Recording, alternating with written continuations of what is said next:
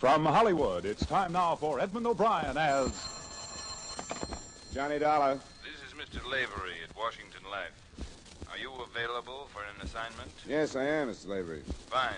You'll have to go to New Mexico, little town near Gallup. That's all right. What's the case? We want to look into the death of a Merrill Kent. It was generally accepted that his death was the result of an accident, and he was buried day before yesterday. On that same day, the police received information to the effect that he was murdered. Well, this kind of thing can be awkward. No autopsy, I suppose. No, arranging one will be your first job. If the man was murdered, we want to find out.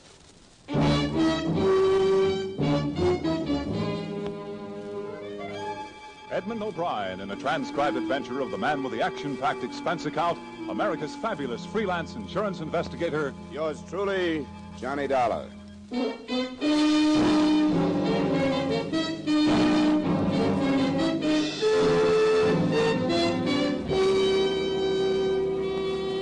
Expense account submitted by Special Investigator Johnny Dollar to Home Office, Washingtonian Life Insurance Company, Hartford, Connecticut.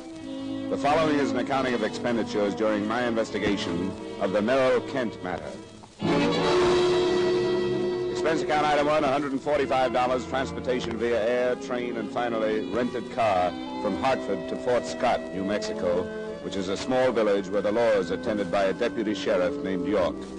After I checked into a hotel, I met him in his cubbyhole of an office.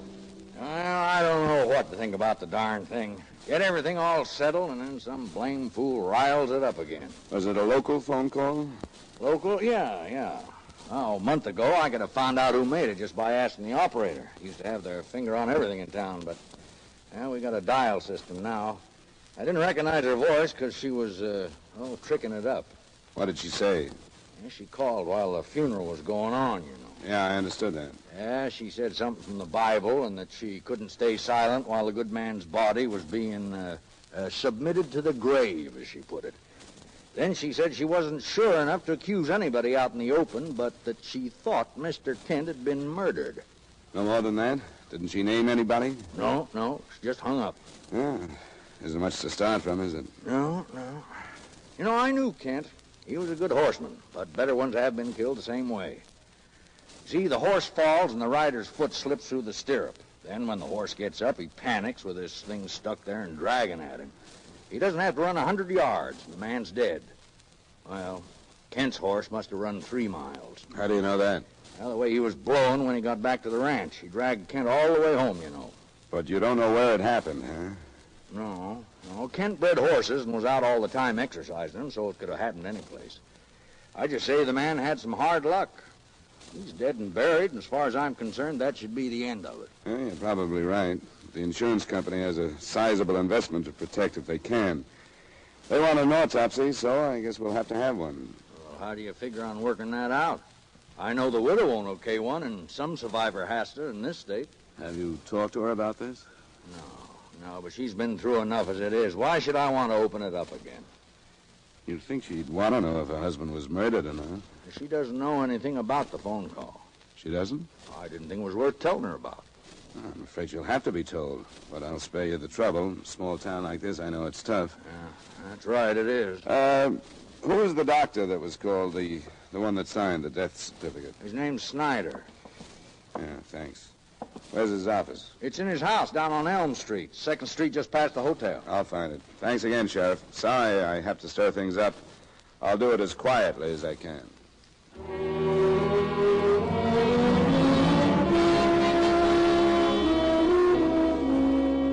Right then, I didn't know how to figure the sheriff. It was fairly obvious that he didn't approve of what I was doing. For the time being, I charged it off to the fact that no law officer enjoys the possibility that a crime might have gone unpunished right under his nose. Dr. Hugo Snyder's shingle on a white fence identified the address on Elm Street. A side door led to his office waiting room. I was met there by a woman in a nurse's uniform.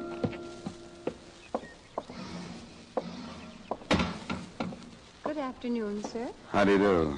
Dr. Snyder in? Yes, but he's busy at the moment. Do you have an appointment? No, I don't. I'm not a patient. Here, I have to talk to him about something else. Here's my card. Insurance investigator. That's right. Mr. Dollar, please don't think me an overly inquisitive nurse. I'm Mrs. Snyder. Oh, well, that does make a difference. I want to talk to him about a death he attended a little while ago. Mr. Merrill Kent. Mr. Kent? Yes, the company that held his life policy sent me. Oh, I see. They think an investigation is needed. There's a chance, yes. That's what I wanted to talk to the doctor about. If I can see him now. He's in the X-ray lab. I'll see if he can come out. Hugo. Yes, what is it? There's a gentleman here to see you. It's about Merrill Kent. What about it? Well, I don't know, dear. He's an investigator from an insurance company. All right, I'll be right out. I hope you'll excuse me for being curious. Surely. Is it a usual thing in cases like this to have an investigation? Not exactly. It probably should be, but unless something about a case seems to call for looking into, nothing is done. How do you do? Dr. Snyder? This is Mr. Dollar. Yes. You're an insurance investigator, Mr. Dollar? Yes, a rare thing in Fort Scott, I take it. Here's his card, dear. Yes, I don't understand why you're here. What is it about Merrill Kent? Well, it could be I'm on a fool's errand, Dr. Snyder. It wouldn't be the first one. But the day of Kent's funeral, Sheriff York got a phone call from somebody who hinted that his death wasn't accidental. Why, that's ridiculous. Of course it was accidental. He was dragged to death by a horse. And the first people to see him were his wife and her brother, who notified you, right? That's right. Harris phoned me, and I went right out. Yeah. Now, you as a doctor realize that you can't diagnose a patient's condition without examining them. Same thing holds for this situation. I say that because I want you to understand that the things I'm going to bring up are only possibilities. Of course. The symptoms I work on. Now, how long did it take you to get to the Kent Ranch after you were called? No more than 15 minutes. And Kent was dead when you got there? Yes, and probably had been for some time. Where was the body when you first saw it? Near the corral. Harris had brought blankets out. I don't know what hopes he must have had that Kent was alive, but he'd put blankets on the ground and one over him. Then his foot wasn't stuck in the stirrup when you got there. No, Harris had freed him as soon as he could. And you couldn't swear that his foot had ever been in the stirrup, could you? Good Lord, Mr. Dollar, Now, wait a minute, Doctor, please. Please, these are only possibilities. Did you see his boot? Marks must have been left on it. Did you examine his ankle? Must have been bruised or wrenched. No, of course I didn't. I wasn't concerned with his ankle or his boot. Well, did anyone look at them? Sheriff York wasn't called in at all, was he? No, because it was a clear case of accident. What about his hands, his arms? And his clothes must have been torn to shreds. I didn't notice. He was covered from his shoulders down, as I remember. Well, who would have noticed? What about the undertaker? The body was taken to Leesburg that same evening, the Weinreich Mortuary. It's about 15 miles north of here. How about your examination, Doctor? Would you tell me about it? Very little was necessary. He died as a result of severe multiple fractures of the skull.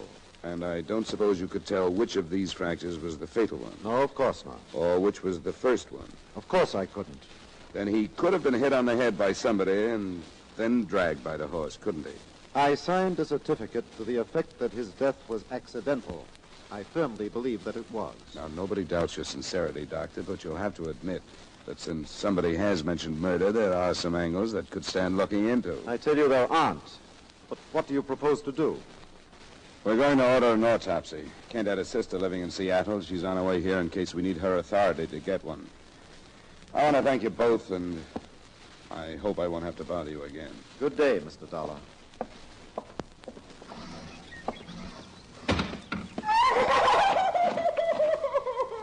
Hilda, what's the matter? Stop it. What's the matter with you?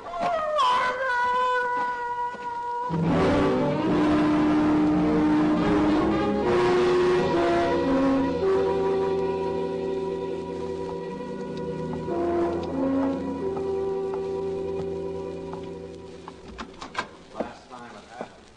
Don't you think so? All right, I'll come out later. Don't worry, we will.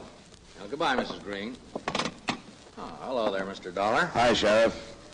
Oh, how you getting along? It's hard to tell yet, but the doctor's death certificate could be full of holes. How do you figure that? It's nothing against him, but he had to admit the cause of death didn't have to be accidental. He said that? Yeah, so I want to find out everything I can about Kent before I see the widow.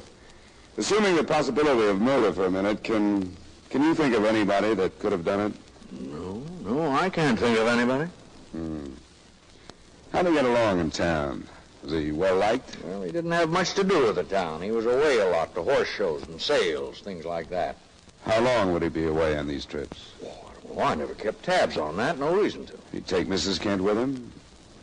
Most often he didn't, I'd say. She seemed to be here pretty steady. Do you have any idea how they got along?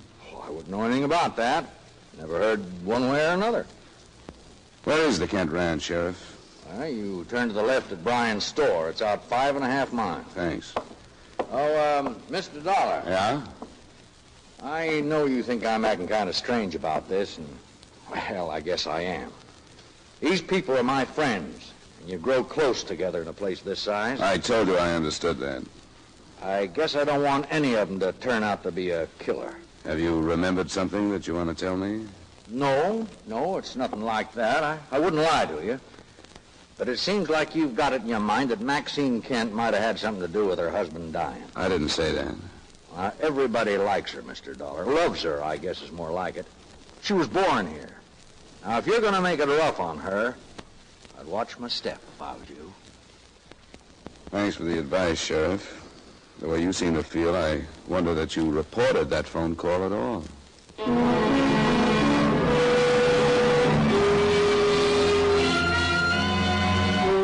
ranch was quite a surprise. I'd halfway expected the layout to be like the village and the other ranches I'd passed, old and badly cared for. But the residence was chalk white with a tiled roof and long, shaded verandas. Around it, the grounds were well-groomed, and behind it were a few low, white outbuildings. A woman I assumed to be the widow was standing at the edge of the drive as I pulled up. She was strikingly beautiful, in her mid-20s, with coal black hair and eyes, a kind of slim, almost boyish figure they write about, and a complexion and color put there by the sun. I could see why the town felt the way they did about her.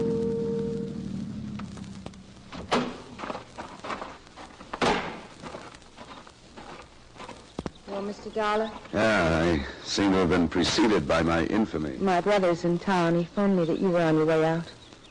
He didn't tell me where he'd learned it, but... I only told one man, Sheriff York. That isn't important. It really isn't. They're all doing what they think is right. They think they're helping me. But I can realize that all they've done is give you more and more reason for suspicion. Isn't that true? So far, yes. Come up on the veranda where we can sit down. Then you can tell me what to do. Sure.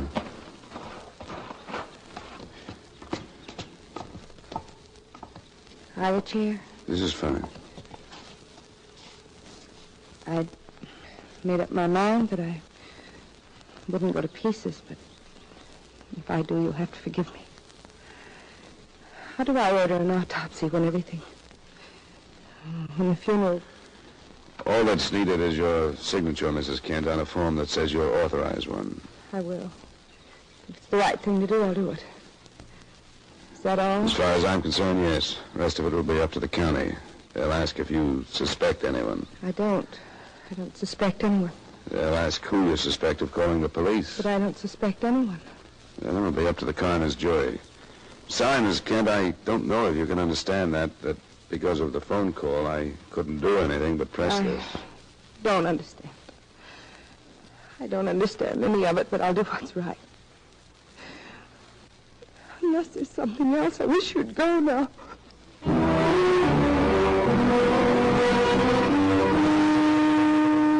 When I drove away from the ranch, I would have given my salary and a lot more if I could have skirted the village and kept right on going. I still wish I had.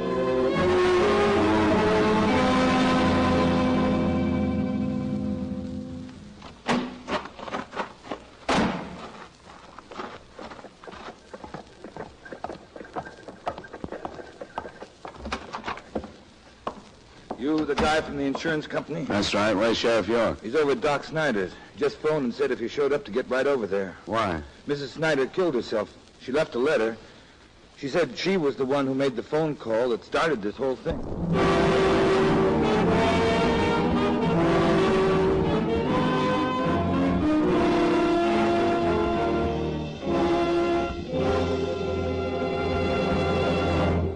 We will return you to yours truly, Johnny Dollar, in just a moment. Gangbusters shouldn't have relatives. That would seem to be the moral of the exciting gangbusters case tonight. Hear the case of the talkative boy, in which a crook is corralled through telling testimony furnished to San Francisco police by his young nephew. Don't miss Gangbusters, with another action-packed story based on police records, tonight on most of these same CBS radio stations. Now with our star Edmund O'Brien, we bring you the second act of yours truly, Johnny Dollar.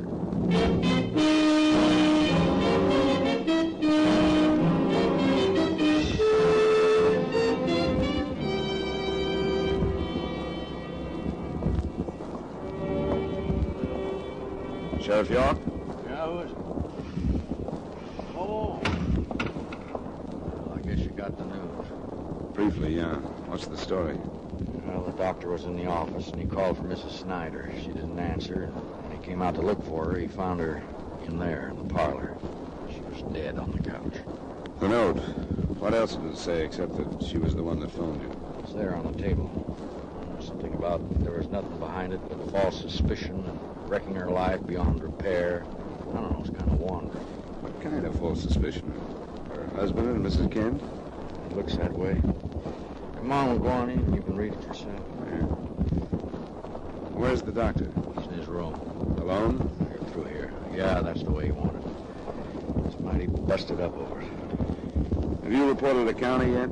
I called him as soon as I got here. Some men are on the way. Well, there she is. I covered her up. You know, she never seemed like a person that'd kill herself. The note was addressed to whom it may concern. I won't attempt to quote it. The main idea was that she had been driven to phone Sheriff York by a blind suspicion of her husband's feelings towards Maxine Kent.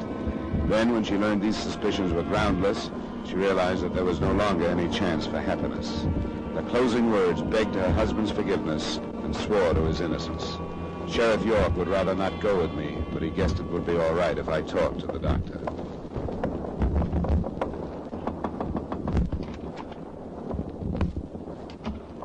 Again, Mr. Dollar. Yes, things haven't cleared up very quickly, have they? No, Scott has accomplished a great deal. Suppose I was being too objective. I meant the 2 lives have been ruined since you arrived. Wives of my own. You didn't mean that I ruined. Oh, no, of course not. Circumstances. Circumstance that should have been entirely harmless, not even known. Misunderstand me, I'm not defending. See no reason to anymore. Those circumstances drove your wife to breaking the case open, with you in the middle. Her own version of them. I am in love with Maxine Kent. I have been. If I'd been selfish and divorced my wife, if Maxine had been the same, none of this would have had the meaning that it has now. But one doesn't do things like that in a small town unless one is prepared to leave. We weren't. Why not? The doctor's money is nothing. She had none. But we were intelligent people. We had control of our emotions. So we talked and decided not to see each other again. I'll admit I lied to my wife. Not well. She suspected the truth. When Kent was killed, I think she lost her mind with doubt. You did say killed, didn't you? Yes. I mustn't forget that my motive is now public, isn't it? That part of her note will be remembered. That she realized she was wrong isn't important, is it? That depends. By itself, this is a good story, all of it. But it falls to pieces when it's told by the doctor who signed Merrill Kent's death certificate. Yes, I suppose it does. But it's the truth. If it is, you can prove it. Where were you the afternoon Kent was killed? Sometimes you can't prove the truth. I was in the office, working with my wife. Then why did she think you had killed him? Because she left for about an hour to shop. What did you do during that time? I came here to this room and rested. Is there any way to prove that? Anyone see you? No. And if you can't prove it, it's not the truth. If you can, it holds up better in court. You're convinced that I'm guilty, aren't you? All I can do is work with what's at hand. If you are, you'd better plead it. If you aren't, you'd better keep your fingers crossed for a quick confession from someone else. Mr. Dollar, tell me, has it been proved that he was murdered?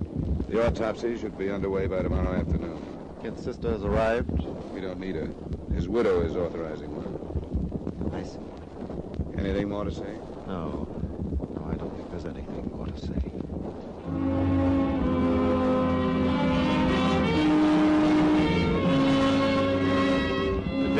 from county headquarters arrived at 6:30 p.m. On their orders, Dr. Snyder was removed to the single cell of the Fort Scott jail.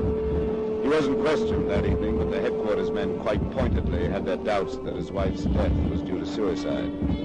When I'd given them everything I had, I drove back to the Kent Ranch. This time, I wasn't met by the beautiful widow. A man stood waiting for me at the edge of the driveway. Hello. I saw your lights coming up the road. I came to see Mrs. Kent. I'm sorry, she's not here. Where is she? She had to go to Santa Fe. I'm her brother. Can I do anything for you? I don't need any help, thanks. We'll have the Santa Fe police pick her up. Wait a minute. Wait a minute. It's a pretty sudden trip to Santa Fe, wasn't it? No, she does this a couple of times a month. It's not as close as Albuquerque, but she likes it better. Your name, Dollar? How soon did she leave after Mrs. Snyder killed herself? I think it was before. Couldn't have been. I was here. Here with Maxine? You people ought to get your signal straight. She said you phoned her that I was on my way out from town. How come you didn't know it? Or didn't you really call? You're right. Things got confusing. Oh, I sure did. Where's your sister? It's true. She's in Santa Fe. I told her not to go because everything she did like that was making it look worse. That's right. Why'd she go? When she heard about the doc's wife, she flew apart. Until then, she was sure Kent hadn't been murdered. When that happened, she seemed to change her mind. I guess we can charge it off to the old beat-up prerogative women are supposed to have. I'll going back to my hotel. Get some sleep. Wait just a second. I want to tell you this. Whatever happened, Maxine didn't have anything to do with it. What did happen? I don't know. I'm no expert. I was here when the horse dragged Kent in. I took his foot out of the stirrup and laid him down. Maybe I should have waited until the governor came. I don't know. Anyway, you took him down. To me, he was dragged to death. But you say he might have been hit on the head by somebody. I don't know. Doc Snyder? I don't know. Did you see him out here that afternoon? No. As far as I'm concerned, he quit coming out a couple of weeks ago. Before that, he kept after Maxine. She told me that. Then she made him stop. How'd she stop him? She told him she couldn't divorce Kent. You're trying to clear her, and that's natural. I'd like to see the truth come out. Well, let's work on that then. When was the last time your sister and Snyder were together? A couple of weeks ago. I didn't hear it, but I was here when she told him it had to stop. That was the last time he came out. Did she meet him any place? No, and I'm sure of that. I made it my business to find out where she went and who she saw. She never met him. Did he phone her? Yes, but it finally got to the point where I'd answer the phone and she wouldn't talk to him. Do you know if she ever phoned him? I don't think she did. I don't know why she should. What are you driving at? I want to find out if Snyder could have discovered that Kent was out riding that afternoon. If he could have found out where he was going and could have met him. My sister couldn't have told him because she didn't know. You sure of that? She was in her room resting. I'm the only one who knew where he was going. Are you still protecting her? It's the truth. I talked to him just before he left. He was breaking this horse to shoot off of, and he went out toward McNeil Canyon to find some jackrabbits. They'd make better witnesses if they could talk. Have to have your sister picked up. How soon will that order go out? Why? I just thought she might get hold of herself and come back tonight. It'd be a break if you could wait till morning. She didn't ask for a break by leaving. I'll think it over and check back with you.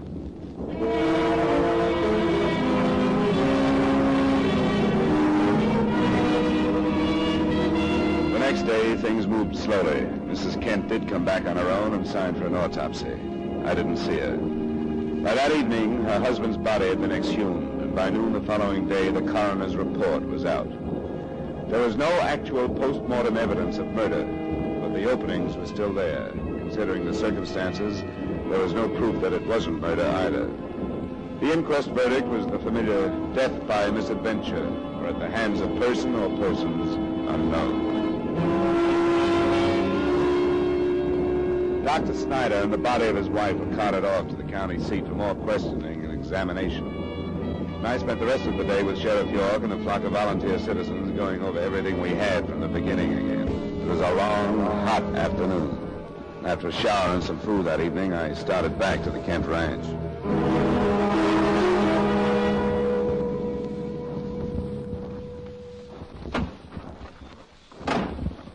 You again, Dollar? Thought you'd be through with us since Doc Snyder was arrested. Not quite. Your sister here? What do you want with her? I want to talk to her. Give her my apologies. Apologies? I hadn't noticed a side of you that would bother with them. Is she here? She's too upset to be bothered. Ask Mr. Dollar in, Harris. Why are you acting that way? Thank you, Mrs. Kent. Please come in. Why'd you run out the other night, Miss Kent? I don't know. When Hugo's wife, I lost my head. She came back, didn't she? I'm glad she did. She had nothing to run away from. What do you mean? Well, we're satisfied now that your husband's death was accidental. You know this, Dollar? I was with Sheriff Ewing. We went out toward McNeil Canyon. Found the spot where it happened. Your husband fired a rifle. We found it. His horse reared and fell. The marks in the ground show that. It was dragged from there. There are traces of that, too. It's over. It's over. Merrill. Merrill, they believe me now.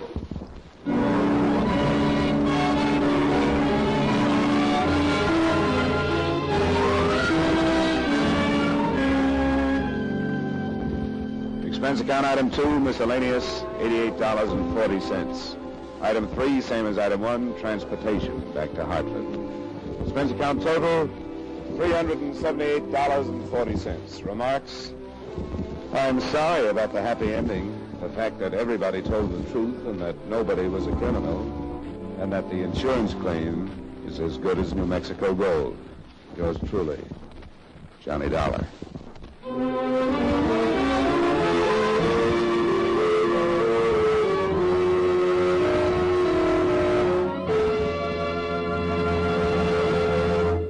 Yours truly, Johnny Dollar, stars Edmund O'Brien in the title role and is written by Gil Dowd with music by Wilbur Hatch.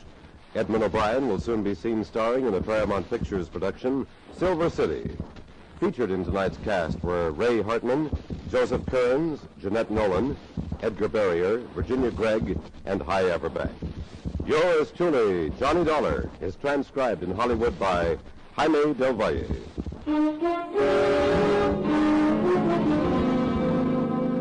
This is Clarence Cassell inviting you to join us next week at this time when Edmund O'Brien returns as... Yours truly, Johnny Dollar.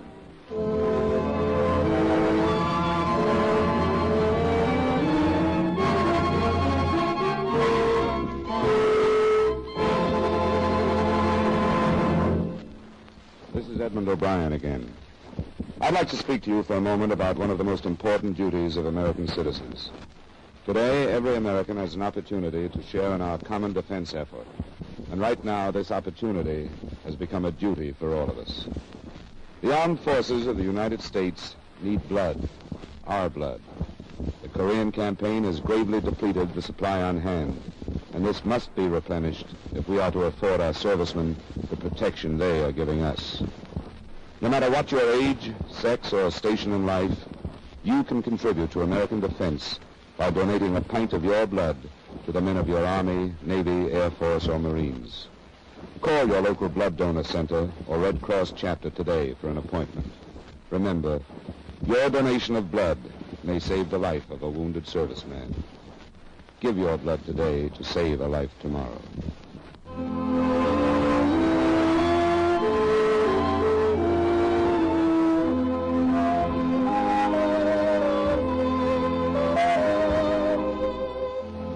Partners, if you're looking for exciting Western adventure, you've come to the right network. Every Saturday on CBS Radio, most of these same stations bring you the Gene Autry Show and Bill Boyd as Hopalong Cassidy. Listen tonight. Stay tuned now for the Vaughn Monroe Show, which follows immediately over most of these same stations.